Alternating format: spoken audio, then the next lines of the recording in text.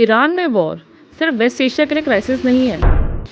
इस युद्ध के कारण दुनिया में जो कठिन हालात बने हैं उनका प्रभाव लंबे समय तक बने रहने की आशंका है।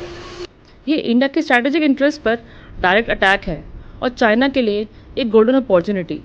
अगर ईरान डिस्टेबलाइज होता है तो सबसे पहले झटका लगेगा इंडिया की एनर्जी सिक्योरिटी को। हमारे ऑयल इंपोर्ट्स का मेजर हिस्सा स्ट्रेट ऑफ हॉर्मुज से आता है और वॉर का मतलब क्या है?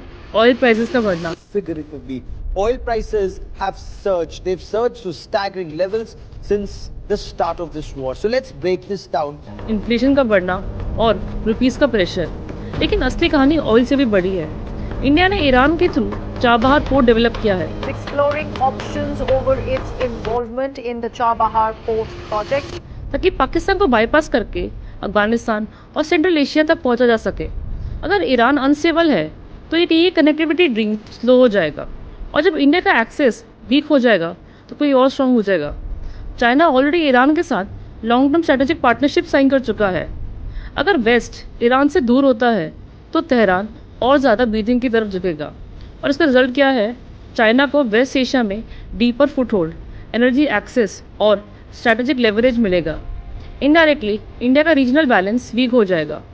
इंडिया के इजराइल से डिफेंस टाइज स्ट्रॉन्ग है और ईरान से एनर्जी और कनेक्टिविटी टाइज। वॉर का मतलब है diplomatic tight rope hope strategic autonomy test पर होगी।